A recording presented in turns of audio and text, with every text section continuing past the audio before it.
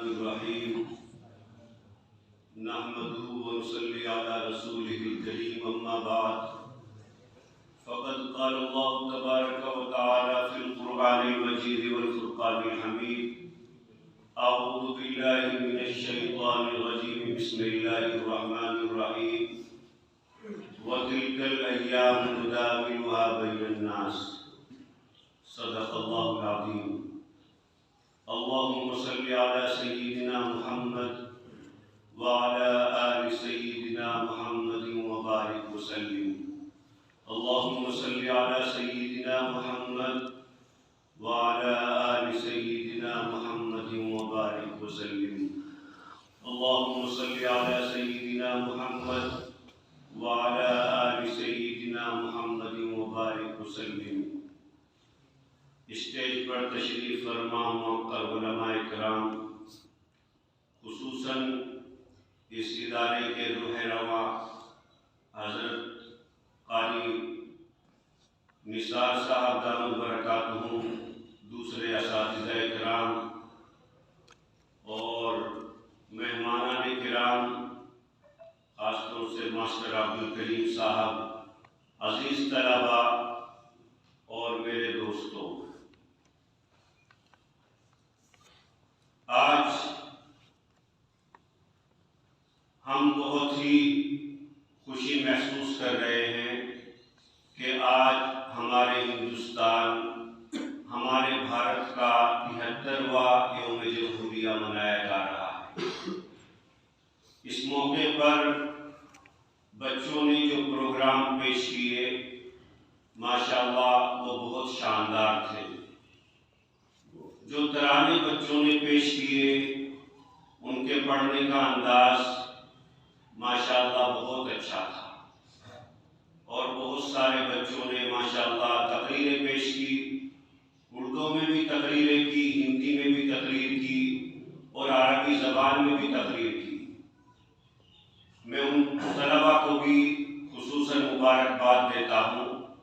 देखिए, तकरीर करना ये एक फ़न है, ये एक आर्ट है, ये it is not child's play, ये आसान नहीं है।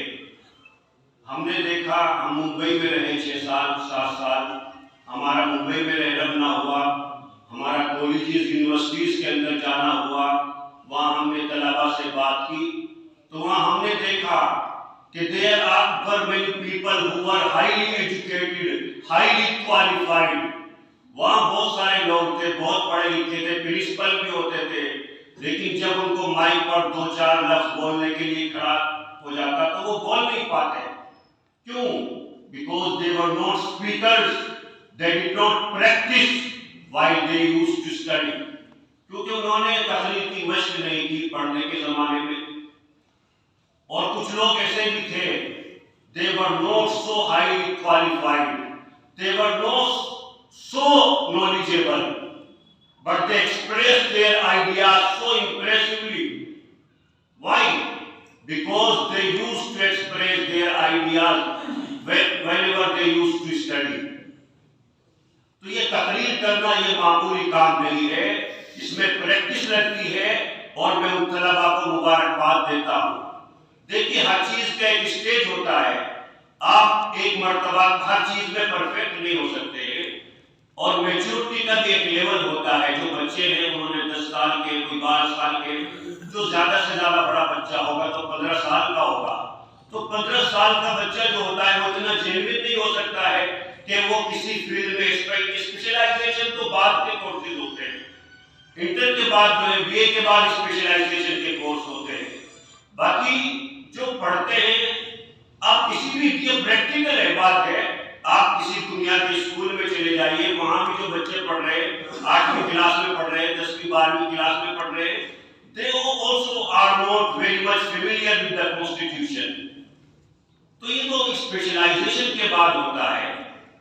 बाकी माशाअल्लाह तलबा ने जो तकरीर की, मैं उनको बहुत मुबारकबाद देता हूँ। हाँ, 1-2 बातें हैं तकरीर के अंदर भी जिनको हमें सामने रखना चाहिए। एक बात तो ये है कि जो माइक होता है, ये इसकी आवाज़ ज़्यादा नहीं होनी चाहिए।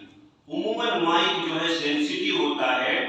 अगर माइक ज़्यादा सेंसिटिव है हमें माइक से एक बारिश फासला रखना चाहिए।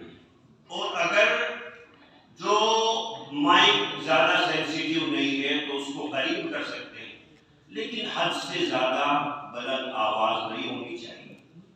दूसरी बात ये कि हमारा जो टिपिकल एक्सेंट है, जो हमारा एक मखसूस लहजा है, हमको उस लहजे से जो है सही करना चाहिए। कॉन्स्टिट्यूशन के ताल्लुक से मास्टर अब्दुल करीम साहब ने बहुत अच्छी बातें बयान फरमा दी। इसी तरीके से यौम जमहूरियत के ताल्लुक से माशाअल्लाह बच्चों ने बहुत इंफॉर्मेटिव, बहुत मालूमाती तकरीर की और वक्त भी बहुत हो चुका है। मुझे बस 2-3 बातें मुख्तसरन अर्ज करनी है। सबसे पहली बात तो ये है कि हम जैसे सारी कौमों ने हिंदुस्तान की तरक्की में बहुत किरदार निभाया, इसी तरीके से हम मुसलमानों ने भी हिंदुस्तान की तरक्की में अपनी जानों तक की कुर्बानी दी। और हमारा ताल्लुक हिंदुस्तान से बहुत पुराना है। तकरीबन 800 साल तो मुसलमानों ने यहाँ पर हुकूमत की। बाकायदा मोहम्मद बिन कासिम के हिंदुस्तान तशरीफ लाने के बाद और वो यहाँ कुछ अर्सा रहे, उन्होंने यहाँ के लोगों के साथ इतना अच्छा सलूक किया कि लोग उनके अखलाक के गर्विदा हो गए। लोगों ने उनकी मूर्तियां तक अपने घरों में रखी। उसके अलावा बहुत सारे लोगों ने, बहुत सारे बादशाहों ने हिंदुस्तान की तामीर और तरक्की में अपना किरदार निभाया, लेकिन सबसे ज्यादा कंट्रीब्यूशन जो है वो मुगलों के को जाता है। ज़हीरुद्दीन मोहम्मद बाबर के हिंदुस्तान में आने के बाद और दिल्ली के जो है हुक्मरान बनने के बाद से मुगलिया सल्तनत का आगाज होता है। और बाबर ने बहुत स्ट्रॉन्ग लीडर था बाबर, और बहुत बहादुर भी था। बाबर कहा करता था कि बाबर खुदा और अपनी तलवार के अलावा किसी पर भरोसा नहीं करता। वो इतना बहादुर आदमी था कि लाल किले की जो है एक अपने किले की जो है फसील पर वो 2 आदमियों को बाजुओं में लेकर के, एक को राइट में एक को लेफ्ट में घोड़ा दौड़ाया करता था। उसके बाद हुमायूं बादशाह बना। हुमायूं भी बहुत खुदागर्ज बादशाह था। बहुत अच्छे अंदाज से जो है उसने हिंदुस्तान के अंदर हुकूमत की। और हुमायूं के जाने के बाद उसका लड़का जलालुद्दीन मोहम्मद अकबर हिंदुस्तान का बादशाह बना। और जब हुमायूं का इंतकाल हुआ तो अकबर ज्यादा बड़ा नहीं था। कुछ मुअर्रिखीन ने लिखा है कि वो उसकी उम्र 18 साल की थी, और कुछ मुअर्रिखीन ने लिखा है कि इसकी उम्र जो है 12 साल की थी।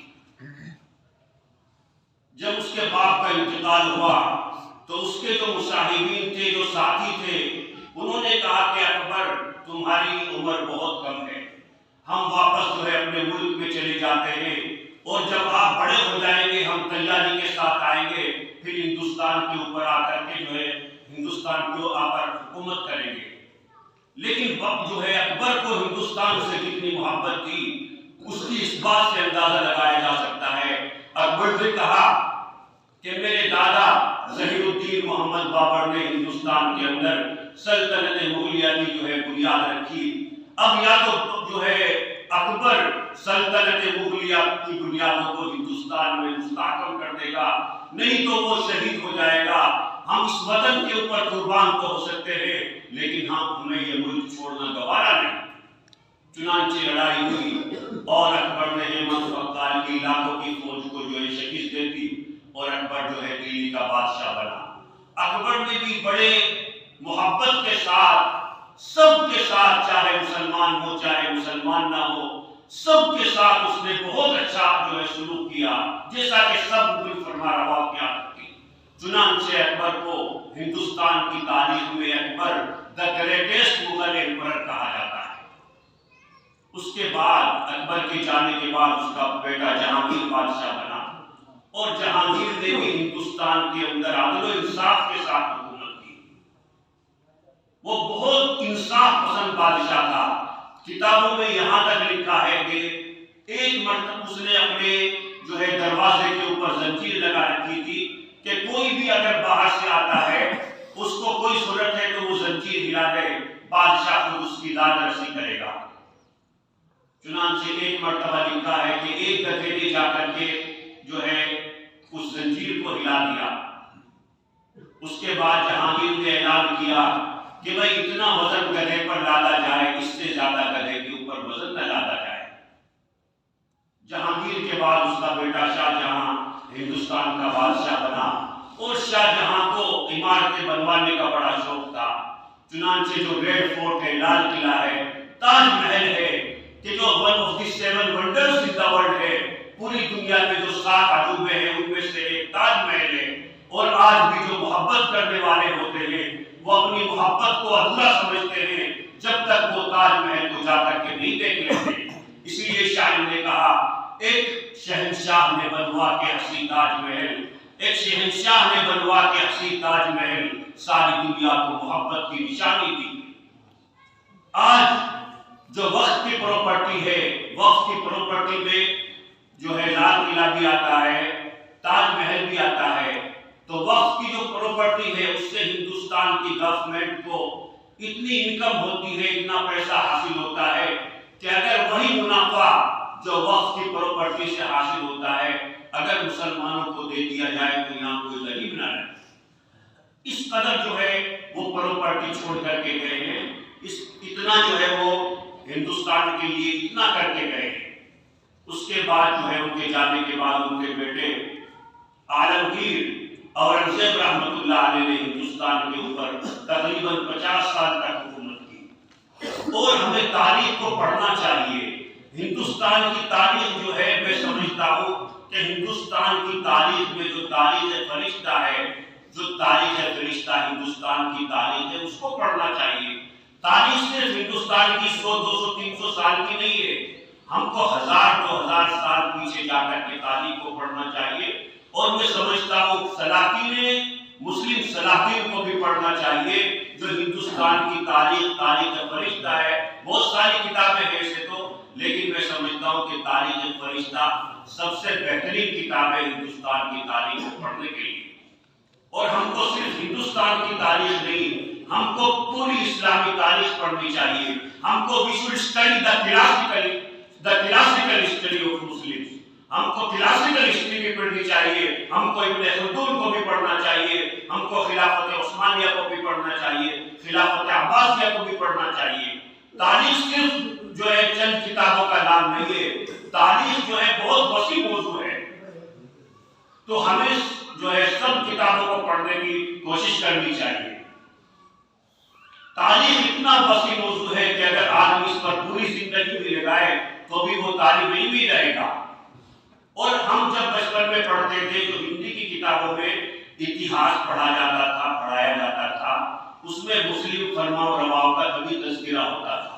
उसमें तकरीबन मुगलिया सल्तनत के जितने हुक्मरान गुजरे हैं सबका तज़किरा होता था।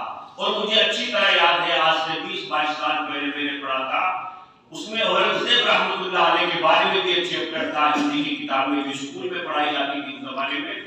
उसमें भी लिखा था कि औरंगजेब इतना खुदा तरस बादशाह था कि उसने कभी सल्तनत के खजाने से कुछ भी नहीं लिया। उसके अंदर लिखा था हिंदी की किताब में, इतिहास की जो छोटी सी किताब थी, कि औरंगजेब आलमगीर सिर्फ टोपियां बुन करके और कुरान करीम लिख करके जो आमदनी होती थी उससे अपना गुजारा करते थे। कभी भी उन्होंने सल्तनत से 1 रुपया भी नहीं लिया। जितना भी पैसा होता था सब आवाम पर खर्च कर देते थे। इसीलिए उनके जमाने में हिंदुस्तान ने इतनी तरक्की की कि जो अनडिवाइडेड इंडिया है, जिसमें जो है पाकिस्तान है, श्रीलंका है, बर्मा है, ये सारे के सारा जो है हिंदुस्तान था। और मैं नहीं समझता कि हिंदुस्तान कभी भी इतना बड़ा हुआ जितना आलमगीर रहमतुल्लाह अलैह की सल्तनत में हुआ। उनके बारे में एक मशहूर वाकया है कि उनके जो है उस्ताद थे, रमजान में उन्होंने चाहा कि हम अपने शागिर्द के यहाँ जो है इत्काफ करें, जो है रमजान गुजारे। चुनांचे वो औरंगजेब आलमगीर के पास आ गए और उन्होंने रमजान गुजारा। रमजान गुजारने के बाद वो गए तो औरंगजेब रहमतुल्लाह अलैह ने उनको हदियतन आठंगी दी, 1 आठंगी। अच्छा, उन्होंने खुशी से कबूल कर ली। वो जानते थे कि मेरा शागिर्द कितना मुत्तकी है, कितना कितना नेक इंसान है। चुनांचे वो चले गए और औरंगजेब रहमतुल्लाह अलैह को साल दिल्ली आने का इत्तेफाक नहीं हुआ। महाराष्ट्र के अंदर ही रहे, ज्यादा उम्र उनकी वहीं गुजरी। वहीं खुलदाबाद में जो है, आज भी औरंगाबाद के करीब खुलदाबाद है, वहां उनका मजार है। तो खैर 2-4 साल या 8 साल के बाद जब वो दिल्ली आए तो उनके साथियों ने कहा कि आपके जो दोस्त थे, आपके जो उस्ताद हैं, उनके ऊपर टैक्स लगा दिया जाए, वो बहुत मालदार हो गए। तो औरंगजेब रहमतुल्लाह अलैह को ताज्जुब हुआ कि वो तो फकीर आदमी थे, इतने मालदार कैसे हो गए। फिर रमजान आया तो औरंगजेब रहमतुल्लाह अलैह ने उनको बुलाया और फिर उनकी खातिर मदारात की। लेकिन औरंगजेब रहमतुल्लाह अलैह ने देखा कि जैसे मेरे उस्ताद पहले थे ऐसे ही आज भी हैं, लेकिन उनसे पूछने की हिम्मत नहीं हुई कि तुम कैसे इतने मालदार हो गए। खैर उन्होंने खुद ही एक दिन बताया कि आपने वो अटर्नी जो मुझे दी थी, मैंने उसमें अल्लाह ने बड़ी बरकत दी। मैंने उस अटर्नी से कुछ सामान खरीद करके तिजारत शुरू की और आज मैं बहुत बड़ा मालदार बन गया। ऐसे उस अटर्नी में क्या खास बात थी। तो औरंगजेब रहमतुल्लाह अलैह ने फरमाया कि चांदनी चौक में एक बनिया है, उस बनिए को बुलाकर के लाओ। चुनांचे चांदनी चौक में एक बनिया था, उसको जो है बुला करके लाया गया औरंगजेब रहमतुल्लाह अलैह के सामने। औरंगजेब रहमतुल्लाह अलैह ने फरमाया कि लाला जी, जो तुम्हारे फुला साल के फुला महीने का रजिस्टर है वो लेकर के आओ। चुनांचे वो लेकर के आए तो उसमें पूरा हिसाब लिखा था कि भाई 8 आने यहाँ खर्च हुए, चवन्नी यहाँ खर्च हुई, चवन्नी की यहाँ से आमद हुई। लाला जी तो पूरा लिख करके रखते हैं। तो उसमें ये भी लिखा हुआ था कि 8 आने जो है एक आदमी को दी। कौन आदमी था लिखा हुआ नहीं था। तो औरंगजेब रहमतुल्लाह अलैह ने फरमाया कि 8 आने किसको दी थी। तो उन्होंने उस लाला जी ने कहा कि एक रात मैंने मकान अपना एक सीजन में नया बनवाया था और पहले जो नई छान होती थी वो 1-2 सीजन तक चूटी थी, उसमें से पानी आता था बारिश का, आप लोग जानते होंगे। कि मैंने इत्तेफाक से बारिश शुरू हो गई, मैंने मकान नया बनवाया था, वो जू रहा था, पानी आ रहा था। तो मैंने सोचा कि जो है सामान खराब हो जाएगा। मैंने देखा, मैं बाहर निकला कि भाई कोई आदमी मिल जाए जल्दी से सामान मुंतकिल कर ले। तो मैंने देखा कि एक आदमी आया। मैंने उससे कहा कि भाई जो है तुम काम करोगे। तो उसने कहा कि हाँ भाई मैं तो मजदूरी हूँ, तुम्हें क्या काम कराना है बताओ। तो मैंने उसने हमारा सामान दूसरे मकान में पहुंचा दिया और उसके बाद अजान हो गई, वो आदमी चलने लगा। तो मैंने उसको 8 आने दी कि 8 आने लेकर के तुम चले जाओ, बाद में तुम्हारा हिसाब और करेंगे। तो उसने कहा कि कोई बात नहीं, मुझे यही दे दो, मैं दोबारा नहीं आया करता। वो चले गए। तो औरंगजेब रहमतुल्लाह अलैह ने फरमाया कि उस रात में गश्त के लिए निकला था और इस लाला का पूरी रात सामान मैंने जो है मुंतकिल किया और ये 8 आने वो 8 आने थी। मेरे मोहतरम भाइयों, जब हम लोग जो है जिसके हलाल करते हैं, मेहनत करते हैं, अल्लाह से हमारा ताल्लुक होता है, तो अल्लाह तबारक व तआला 8 आने में वो बरकत डाल देता है जो करोड़ रुपए में नहीं होती। इसी तरीके से उसके बाद जो है और जो मशहूर बादशाह है बहादुर शाह जफर, उनको जो है हिंदुस्तान से कितनी मोहब्बत थी कि जब उनको रंगून ले जाया गया और वहां जाकर के जो है उनको कैद कर दिया गया और उनको उनकी जो है कब्र वही बनी। उनको जब आखिर में पता चला, वो शायर भी थे बहुत बड़े, कि मेरी मौत नहीं आ जाएगी, मुझे हिंदुस्तान की मिट्टी नसीब नहीं होगी। तो उन्होंने जो आखिरी गजल पढ़ी उसका मैं आखिरी शेर आपको सुनाता हूँ। उनका आखिरी शेर था कि कितना है बदनसीब जफर दफन के लिए, कितना है बदनसीब जफर दफन के लिए, 2 गज ज़मीन भी न मिली कोई यार में। तो उनको हिंदुस्तान से कितनी मोहब्बत थी, इस शेर से अंदाजा लगाया जा सकता है। तो मैं अर्ज ये कर रहा था कि हमें हिंदुस्तान से मोहब्बत है, सदियों से नहीं, हजार साल से हमको हिंदुस्तान से मोहब्बत है। और हमारे लिए खास बात है कि we are Indian by choice, कि हमने हिंदुस्तान का जो है इंतखाब किया। पार्टीशन के वक्त अगर हम लोग जाना चाहते पड़ोसी मुल्क में तो जा सकते थे, लेकिन हमने जो है हिंदुस्तान से मोहब्बत की है और हिंदुस्तान में रहने को हमने तरजीह दी। तो we are Indian by choice, हम अपने इंतखाब के जरिए से हिंदुस्तानी हैं। तो मैं पहली बात तो याद कर रहा था कि हमारा हिंदुस्तान से रिश्ता अटूट रिश्ता है। इस मोहब्बत के ऊपर कोई भी सवाल या निशान कायम नहीं कर सकता। और अगर कोई सवाल या निशान कायम करता है तो वो हमारे हिंदुस्तान से मोहब्बत को नहीं जानता। अंग्रेजों के खिलाफ सबसे पहले जो फतवा दिया 1803 के अंदर वो शाह अब्दुल अजीज मुहद्दिस देहलवी थे। उसके बाद से ये आजादी की तहरीक शुरू हुई है, उस फतवे के बाद से। और आजादी की लड़ाई में जैसे कि बच्चों ने तकरीरें की कि लाखों मुसलमान शहीद हुए। टीपू सुल्तान, जब तक टीपू सुल्तान जिंदा था अंग्रेज ये नहीं समझते थे कि हमारा हिंदुस्तान के ऊपर कब्जा हो सकता है। जब टीपू सुल्तान लड़ते लड़ते शहीद हो गए तब एक अंग्रेज ऑफिसर ने कहा कि thy blood proclaimed that today India has become ours.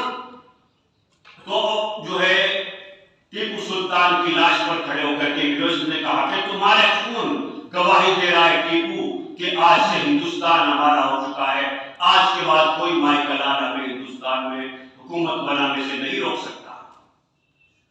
तो एक बात तो ये है। दूसरी बात ये है कि जैसे मास्टर अब्दुल करीम साहब ने फरमाया कि हमको तारीख का मुताला करना चाहिए। अफसोस की बात यही है कि हम तारीख को नहीं पढ़ते। अगर दूसरे लोग हमारी तारीख को जानते नहीं तो हमें कोई परवाह, कोई बात नहीं। लेकिन हम जो मुसलमान हैं कम से कम हमें अपनी तारीख को पता होना चाहिए। हमें पता होना चाहिए कि हिंदुस्तान के लिए हमने क्या किया, हमारे बड़ों ने हमें हिंदुस्तान के लिए क्या किया। हम यहाँ किराएदार नहीं है, हमारा खून शामिल है यहाँ की मिट्टी में। तो हमें हिंदुस्तान की तारीख पढ़नी चाहिए और कॉन्स्टिट्यूशन के हवाले से भी एटलीस्ट हमको जो बुनियादी बातें हैं, जैसे मास्टर अब्दुल करीम ने कहा कि जो फंडामेंटल राइट्स है जो हर शहरी को दिए गए हैं, जो भी हिंदुस्तान का शहरी है, कम से कम हमें फंडामेंटल राइट्स को जो है पता होना चाहिए। और अगर हमारे पास टाइम हो, हमारे बच्चों के पास टाइम हो, तो अपने एक बच्चे को जो है लॉ जरूर पढ़ाना चाहिए ताकि उसको पता चले। हम लोग तो ऐसे हैं कि कोई हमारे खिलाफ कोई छोटी सी एप्लीकेशन दे देता है तो हम परेशान हो जाते हैं, क्योंकि क्या है कॉन्स्टिट्यूशन में क्या राइट्स है उनका हमको पता ही नहीं। और आखिरी बात, तीसरी और आखिरी बात यह है कि हमको नाफे बनना चाहिए। हुजूर ने इरशाद फरमाया खैरुन नास मन यनफउन नास, कि सबसे बेहतरीन आदमी वो है जो दूसरों को नफा पहुंचाए। जिन लोगों का हमने तज़किरा किया, बच्चों ने तज़किरा किया, उनको आज हम इसीलिए याद कर रहे हैं कि उनकी वजह से मुल्क को फायदा हुआ, पूरी दुनिया को फायदा हुआ, हिंदुस्तान के सारे लोगों को फायदा हुआ।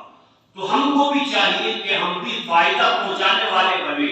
हमारे पड़ोस में कोई परेशान है, चाहे वो कोई भी हो, हमें उसकी मदद करनी चाहिए। हमारे महल्ले में कोई परेशान है, उसकी मदद करनी चाहिए। तो हमें फायदा पहुंचाने वाला बनना चाहिए। अगर हम फायदा पहुंचाने वाले बनेंगे तो हम बाकी रहेंगे। आज हम मुसलमान जो है, खासतौर से मुसलमानों के जो यंगस्टर्स हैं, जो नौजवान हैं, वो बेकार होकर मोबाइल देखते रहते हैं। रात में 11 बजे तक, 12 बजे तक, 1 बजे तक मोबाइल देखते हैं। 10 बजे सो करके उठते हैं, किसी काम के नहीं। मेरे मोहतरम भाइयों, जो है उसका जो है सुस्ती का आदमी नहीं बनना चाहिए, मेहनती बनना चाहिए, काम का आदमी बनना चाहिए। अपने घर वालों के लिए भी काम का बनना चाहिए, अपने महल्ले वालों के लिए भी काम का बनना चाहिए, अपने मुल्क के लिए भी काम का आदमी बनना चाहिए, नफा पहुंचाने वाला बनना चाहिए।